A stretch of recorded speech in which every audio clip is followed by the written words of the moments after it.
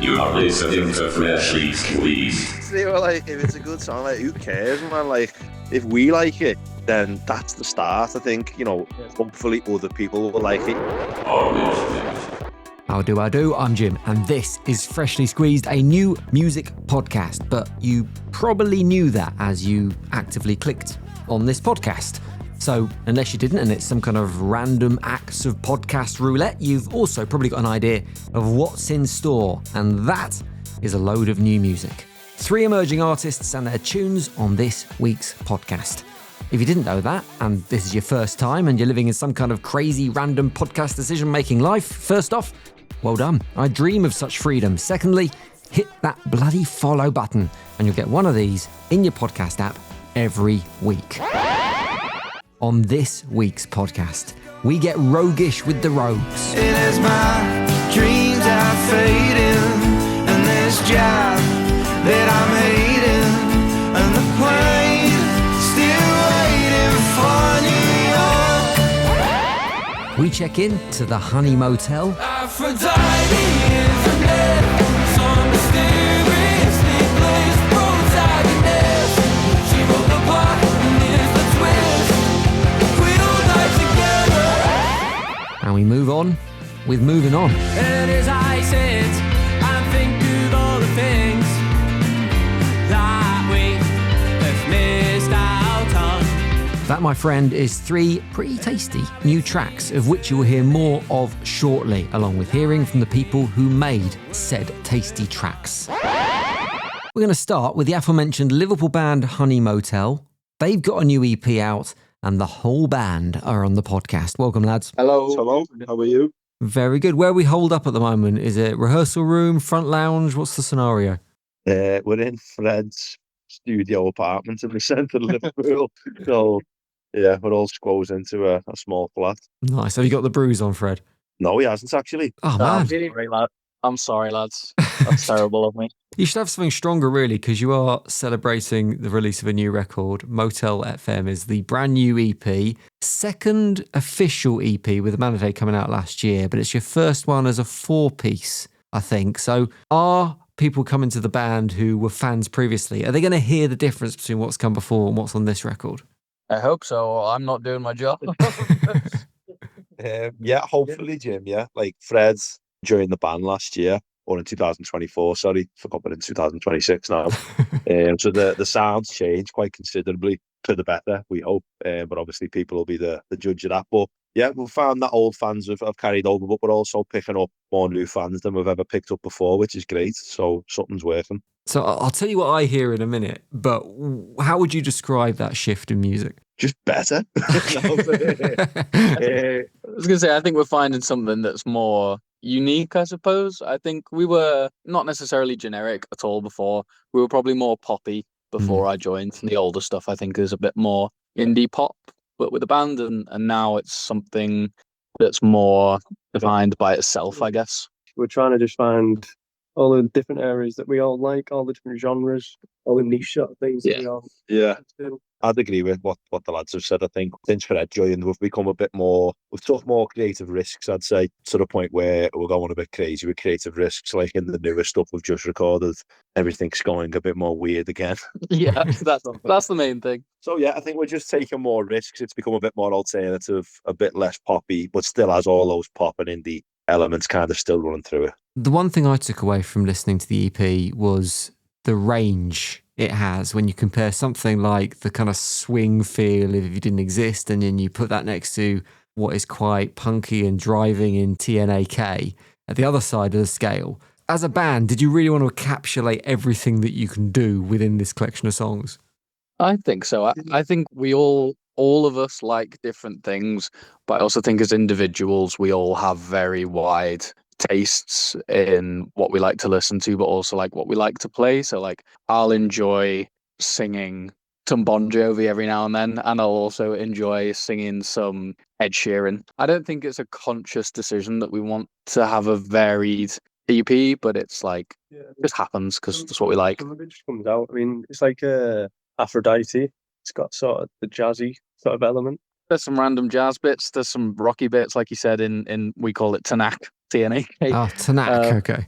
whatever you want to call it, but we're probably wrong. But yeah, I think it just kind of happens. Do you have to consider carefully how something like this hangs together when you have a load of different gears that you're going through as a band? Or is there not so much consideration in terms of that on an EP as there might be from an album where it kind of needs to be a body of work? Yeah, I mean, these are the questions we ask ourselves all the time, Jim, but we try not go too crazy with what we're trying to make, if that makes sense. So like you can get bogged down with like, oh, this is a great song, but it doesn't go with these other five. And I think maybe a year ago we were kind of super conscious about that. But yeah, and now you're like, fuck it, it's going on, it's good. Yeah, no, literally, we're like, if it's a good song, like who cares, man? Like if we like it, then that's the start. I think, hopefully other people will like it, even if they go from listening to Mammoth Bones, which is on the record, which is this like slow, jazzy, indie like sludge sound to it. Hey, here with a place to stay. Our funeral is booked again. Tell our friends and family we're in a much better place. To a funky Tanakh. If you don't like going across those realms in a record, then don't listen. If you do, then welcome. You know what I mean? Yeah. I also think that you go through phases as writers where the stuff that we've written since Motel FM feels very different from Motel FM, but not as a conscious choice. I think just you go through phases of what you're listening to, what your influences change, and even though there's a lot of different genres within Motel FM, it still just naturally ties itself together because it was written at the same period, I want to check in and see how well you guys know your music, but also B, how much attention you pay to reviews, because I love music reviews. I like the big words and the flowery language that gets rolled out, and I've found some of my favourite quotes that relate to songs that are on this EP that have been written by the music press, and I want to see if you can match the quote to the song. God. So are we guessing the song it relates to? Correct, yeah. Yeah, okay. An explosion of pent-up feelings as the soaring vocals shine over the crunchy guitars and half-time drum beat. If You Didn't Exist? No. Oh, no. Milk? Is it Milk? It is Milk! Yeah. That's your Louder Than War review of Milk. 1 from 1, that's pretty good. Let's do another one. A wall of thick but distorted guitars and high-energy drums woven together by velvety vocals, a hypnotic anthem underscored by a touch of melancholy. Tanakh, that's got to be... It is Tanakh. You nailed it. Yeah. Whatever you do, don't dream while you're sleeping. This is just exposing that we sit and read all our own reviews. All the reviews are great and they summarise the songs perfectly. I'll let other people decide which way it is. Right, let's do one more. Husky vocals anchor the track's constant evolution, whilst the rhythm section provides a rock-solid foundation of elegant guitar flourishes. If You Didn't Exist. It is. Congratulations. You can always rely on your life insurance to keep you alive when life gets boring at least 10 times a day. Mystic Sons, that one is. Wow, 3 from 3, boys. You're either incredibly narcissistic or, like I say, the reviews absolutely nailed it. I think we're all just incredibly narcissistic. Cool. As soon as they come in, just right to the computer. Let's see what God says. Right, well, we're going to play a tune off the EP. I'd love to play the whole EP. Obviously, can't do that. We're going to feature one track, and I thought, well, I should let you boys decide what that's going to be. So what song do you want to feature? It can be a favourite, it can be a focus track, it can be the song on the EP that you don't think gets the love it should get. Where do you want to go? Let's go for Aphrodite. That's the newest one. It's the one that's come out with the EP to tie it all together. So Yeah, that's cool with me. We'll bang it on. Honey Motel, cheers for joining me on Freshly Squeezed. thank you, Jim.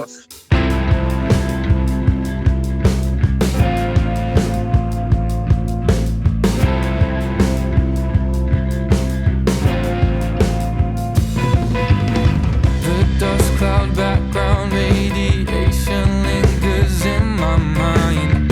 The subtle transcendental reversal of light speed time. The need to float on axes that don't ever realign.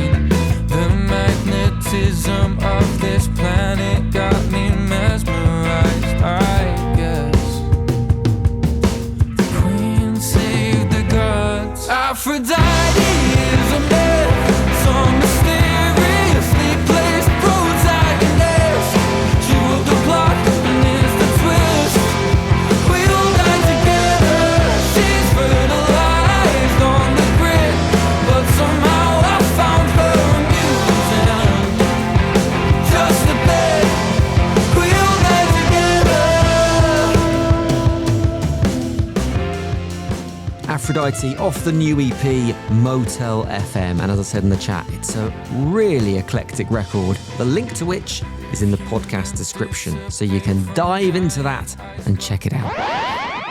We're moving on with the podcast now by speaking to the Manchester band Movin On, a new band, only a few months old, debut tune in the world. And I'm joined by frontman Elijah, joining me from his car. How do, mate?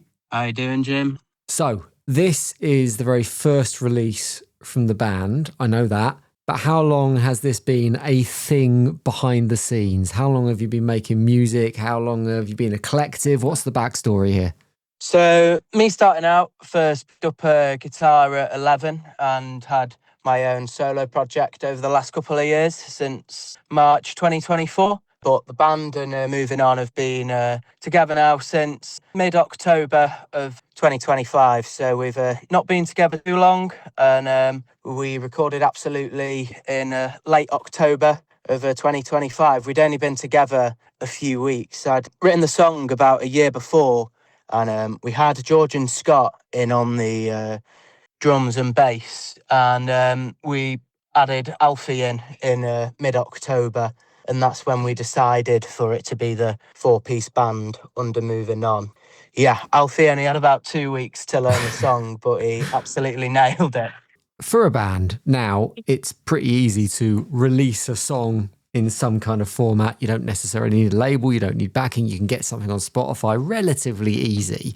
When you become a new band, how tempting is it just to get something out there, and how patient do you have to be to kind of make sure everything is ready and you are putting the best representation of yourself out there? Is there an element of self-control needed? 100%. I couldn't agree more. I'd have had Absolutely out the day after we recorded it if it was up to me, and I think all the other lads would have as well. We were really, really happy with it, but I think it's always good to sit on things a little bit, be patient and time things correctly. We feel that it's definitely the right move with a headline show coming up in Liverpool in late March, and then other shows lined up as well, which I've got to keep a bit stum on, to be honest. But yeah, we feel it's the right time for us to really launch ourselves into it, as tempting as it obviously is, just to get it straight out there. How has it changed for you? How's the experience of joining a band been, from being a kind of solo artist, songwriter, master of your own destiny, to suddenly moving into this band environment where you've got other voices contributing to that creative process? It's been really good. It's been eye-opening for myself as well. As you said, you know, a master of your own destiny, and sometimes you can become a bit too tunnel visioned in that. However, when I wrote Absolutely and a lot of the other tunes that we've got in the pipeline and in the works at the minute, I knew they needed a band behind them. So I knew it was only going to be a matter of time until that obviously band was formed, and I couldn't ask for 3 better bandmates in Alfie, George and Scott. What do you think you've learnt from them? If you could pick one thing and gone, from bringing these guys in, this is what I'm going to take away, what would it be? I think it would 100% be definitely don't be too immersed within your own mind. Be open to other ideas and different voices and being collaborative. You know, don't just be like, oh, it's my way or no way. Be open, because, you know, when you're working with talented individuals, it's always really great. And when you get 4 really good minds coming together, it's exciting when we're in the studio and in rehearsals and just even jamming ideas. So it's definitely to be really open-minded. In terms of the new tune, Absolutely, you mentioned it a moment ago. For me, listening to it, there's a bit of Lathams in there, a bit of Libertines, a touch of Naughties in betweeners, if you know what I mean. The kind of tune that would have been on the soundtrack to that Channel 4 comedy show back in the day. Is that a fair summary of where you're at musically?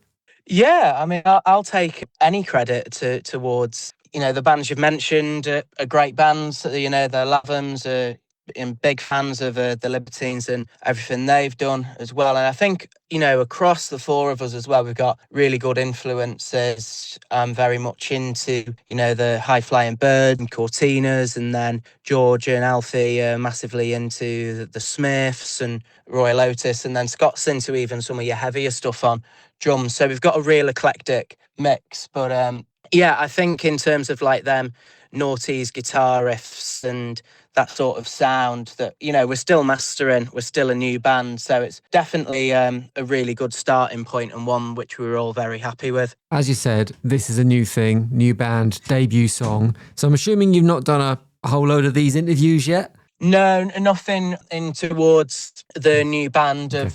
I've obviously done a couple of things like this in terms of the solo days, but obviously first time talking about, new projects and new songs. So the way I see this, there's a bit of an opportunity here to create a bit of folklore about moving on and build a bit of a, let's not call it a lie, let's call it a false truth around the band, generate a bit of interest. So the floor is yours. Whatever you want to make up, whatever you think would be a great story to have connected to moving on, we can establish it here in the podcast, and then we can let the world know that that is fact and it'll enter into folklore. So what do you want to be true? What do you want to say about moving on that can kind of go down on your Wikipedia page and for years to come?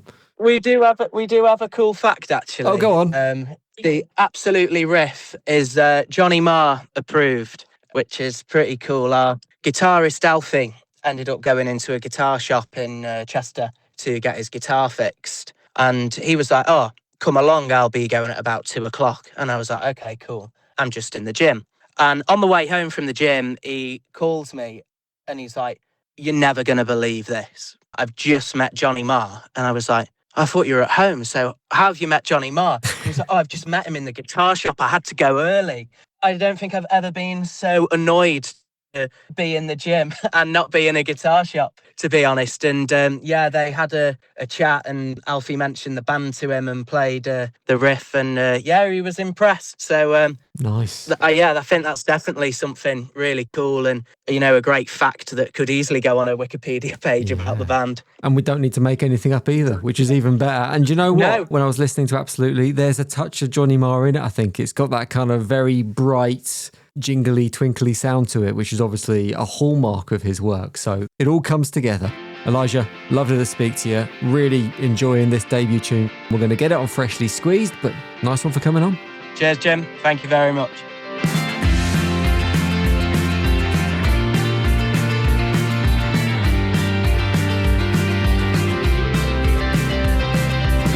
Is this the end as we know it?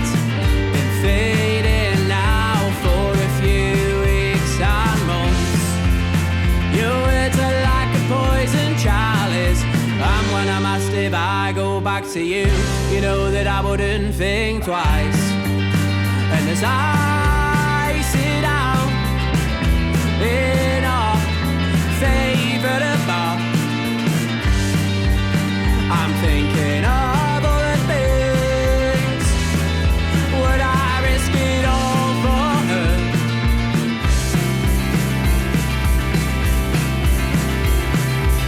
She's like being with the movie stars in a Hollywood. A very promising start from Moving On. Sorry, that should be the Johnny Marr approved Moving On. Looking forward to seeing what they do next as a band. What I'm going to do next is I'm going to speak to the Welsh band The Rogues, because Ben and Andrew are waiting. How you doing, boys? Yeah, very well. In terms of how roguish the band is as a whole, do I have the more roguish side or the less roguish side? Well, I suppose we're quite rogue in terms of rogue being a bit lethargic, a bit laid back, Okay. Which we can be. Our name suits us quite well. Well, let's talk about the new tune. It's called New York. It's a little bit different to what you've done before. So is this a standout track, or is this a new direction for the band as a whole? It's not a new direction for us, I wouldn't say, obviously, because we've had the song a while, but I bet it would be new for fans that are into us anyway, listen to it, because it's nothing like we've released before. So we are really excited about this release and about this song, because it is something different. I suppose it's refreshing in a way. What was it that made you want to do something that was a little bit different? Is it just something you've had in your set for a while and it's gone down well in a live environment, or was it kind of a desire to maybe change pace a little bit with the music you've put out previously? Yeah, we were like recording at the time a couple of tracks, and we thought we need to put like a bit of a slower, just more low-key one in there. So yeah, we came to the decision on New York at the time when we were doing a few other tracks. like the demos, wasn't it? We were doing demos for stuff, and we kind of had the choice. What song do we want that's going to bring it down a bit and show it, a bit more versatility? There's something about it. In fact, your music in general, there's something about your music in general that reminds me, I don't know if this is ever a comparison that's been made to you before, but bands like Thin Lizzy or The Who, where this mix of modern and traditional, almost like you can hear the Celtic roots in there as well. Are they bands that you'd maybe consider to have as part of your influences? Yeah, our lead guitarist Alex, he is like the biggest Gary Moore fan you'll find under the age of 25. Me and Andrew were quite into Thin Lizzy as well, and the Who, the same. But yeah, our influences are all across like rock and like a multitude of other genres. Guitar music, really. I want to talk about your debut EP. Obviously, this wasn't on your debut EP, but what I noticed about the recording of that, which I was looking back into your back catalogue, is the EP was recorded in the legendary Rockfield Studios. You had Nick Bryan working on it as well, who's famed for his work with Oasis, amongst other bands. That's normally a step that's taken by a band that are probably a little bit further down the line than you are currently. So how did that come about? How did you swing that one?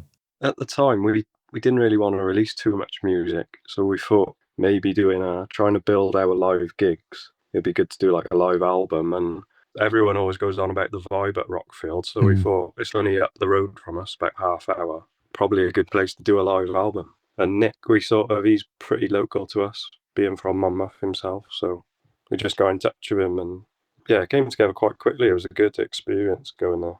We went up there for like a couple of days and ended up doing the live tracks. And that's how we kind of got involved with Nick then after that. But it was like you imagine it would be if any music fan walked into there. It was kind of a changing point in us. We were always serious, but we felt a bit more like serious going into a studio of that level kind of thing. Well, Nick himself was very complimentary about what you did. He called you one of the best Welsh bands he's heard in a long time. When you've got someone like that with his CV saying that kind of thing about you, does it knock you sideways a little bit? Yeah, it always is good to have compliments like that, and like especially the history of Welsh rock music and the bands that have come from Wales. It's not like a quiet place where no bands really grow up. It's quite an important place in rock.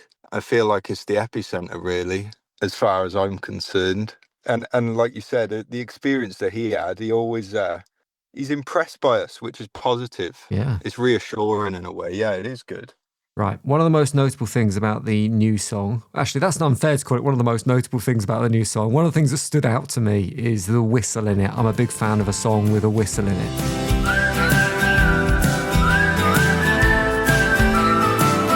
So I wanted to play a quick game with you. I want to see if you can identify some classic whistle songs from the whistle alone, okay? Let's go for it. So this involves me performing those songs. Because of performing rights issues, I can't play them, so I'm going to whistle the songs to you and see if you can work out what they are. It's going to be Ben versus Andrew. So once you know what it is, you can shout out, okay? Ben's music knowledge is like untouched. But Here we go. Okay, let's see how you get on with this one. First one.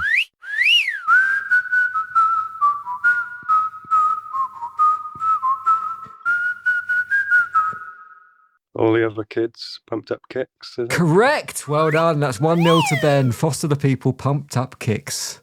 Are you ready for number 2? Let's go.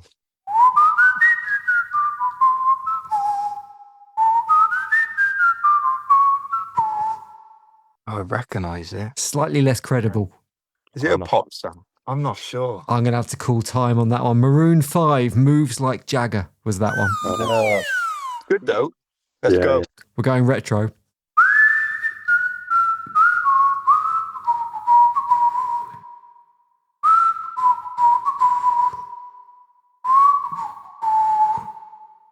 Don't worry, be happy. There we go. Andrew's pulled it back. It's 1-1. Come on. Right. I think this one might have to be the decider. Are you ready? Let's go.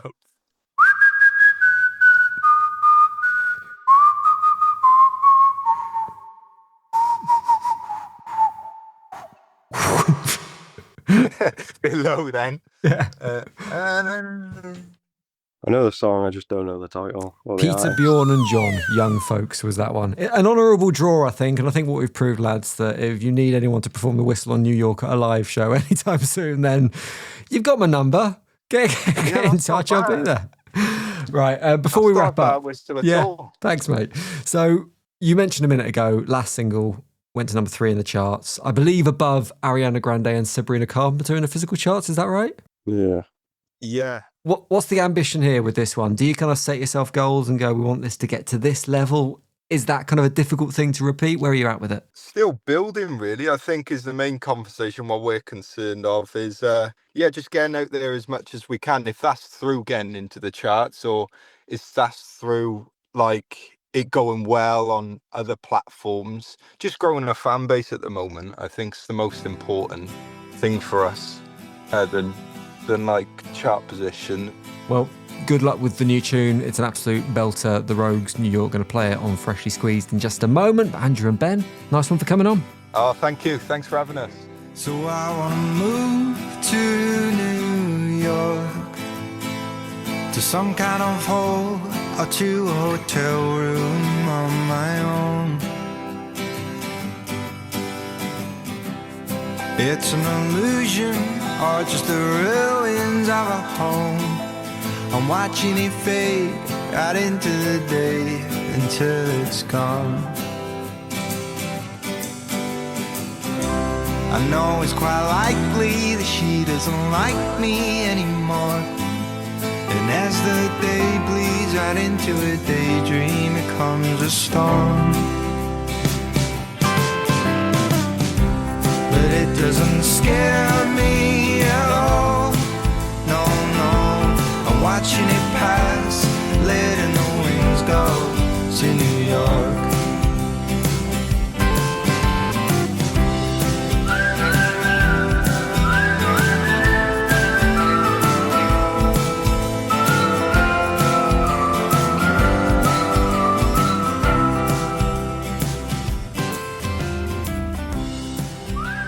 So already on the pod, we've had the Johnny Marr approved Moving On, and that lot, the Rogues, are Nick Bryan approved. Some weighty backing behind this week's bands. And a high bar to hit again next week. But you know what? I'm quietly confident. Come back then, find out why I'm quietly confident, or just click the follow button in Apple Podcasts, Spotify, or wherever it is you're listening now, and that job is done for you. You'll get a reminder when the next show is ready.